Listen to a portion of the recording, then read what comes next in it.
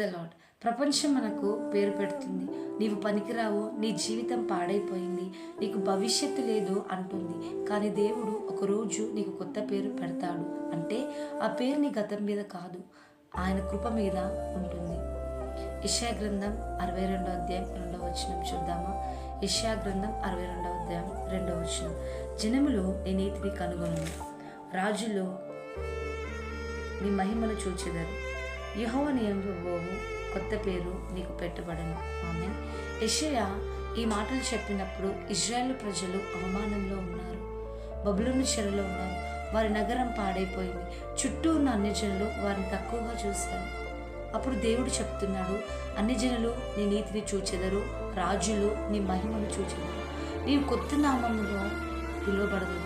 ఇది కేవలం ఇశ్రాయేలు గురించే కాదు, ఇది దేవుని ప్రజల గురించి వాగ్దానం, క్రీస్తులో నెరవేరు. ఈ ప్రవచనం యేసుక్రీస్తులో పరిపూర్ణమైంది. యేసు ద్వారా మన అవమానం మహిమగా మారింది, మన పాపం క్షమింపబడింది, మనకు కొత్త గుర్తింపు వచ్చింది. ఇప్పుడు ఎవరైనా క్రీస్తులో ఉన్నవారు కొత్త సృష్టి. మన నిజ జీవితంలో చూసుకున్నట్టయితే ఒక విద్యార్థి ఎప్పుడు ఫెయిల్ అవుతూ ఉంటాడు. అందరూ అతన్ని ఫెయిల్యూర్ అంటారు. కానీ ఒక మంచి గురువు అతని లోపలున్న సామర్థ్యాన్ని చూసి అతనికి కొత్త దిశ ఇస్తాడు. కొద్ది కాలంలో అదే విద్యార్థి టాపర్ అవుతాడు. పేరు మారింది, ఎందుకంటే దృష్టి మారింది. అదే దేవుడు మన జీవితంలో చేస్తాడు. నీ పరిస్థితి నీ గుర్తింపు కాదు, దేవుడు నిన్ను ఎలా పిలుస్తున్నాడో అదే నీ అసలు పేరు. చూసుకున్నట్టయితే ప్రపంచం నన్ను ఒక ప్రమాదంలో ముగిసిన కదా అనుకుంది, కానీ దేవుడు నన్ను సాక్ష్యంగా పిలిచాడు.